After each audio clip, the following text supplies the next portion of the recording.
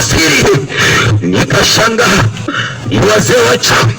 Yule mzee alipofika kwenye mlango ulifunguka wenyewe, nikastaajabia. Alafu kidogo nikashangaa, namuona mzee mmoja, yani bibi mzee kabisa amekaa. Alafu yuko na vijana, yuko na baba mmoja mwenye miaka kama 50 hivi, amekaa naye jirani hivi. Alafu anasema ya kwamba bibi ni mzee mno, anasema watu hao wanatuchukua, alafu wamechukua vijana wetu wamepotezwa, vijana wetu wameliwa, wanapiga mapepo, wanapiga majini, wanawatesa. Akasema wamechukua kijiji kizima, hata hakuna anayesoma. Nasema hakuna hata mmoja anayefanikiwa. Maana wamewafunga, wakawakamata, wakasema hamna kutoka, hamna kufanikiwa hata elimu.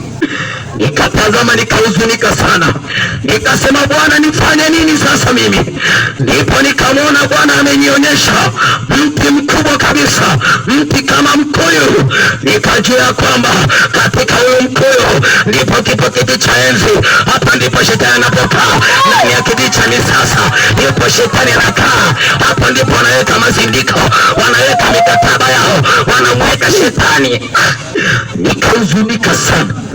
Wakati namuomba Mungu, nikashangaa naona kama upanga. Ile jeshi lilosimama lilikuwa ni jeshi la watu wengi, kama nikijui, naona migutu wamevaa sare na mapanga yamesimama namna hii.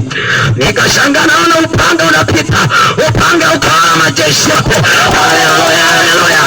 Wachawi wakaliwa, wachawi wakaliwa, wachawi wakaliwa, majini yakaliwa, mapepo yakaliwa, mizimu ikaliwa, shetani akaliwa. Haleluya, haleluya! Shetani ameliwa, aliyekwenda kutesa ameliwa, aliyekwenda kukamata ameliwa. Nasema ameliwa, upanga umekwisha kupita. Nikabakashaka, nikawa na huzuni, maana nimeona wameliwa. Nikasema na wale wazee itakuwaje? Kumbe wazee mwenda kwenye ule mti, waliujua ni mti, wewe unauona ni mkuyu, lakini sio mkuyu. Hapo ndipo wanaenda usiku wa manane, kama saa 6 saa 7, utakutana na kupambika, wanaanza kuzunguka karaka mama fulani kocho leo kenda shamba kocho na kwambia nimeona, lakini Bwana akaniambia ipo fimbo. Nikashangaa.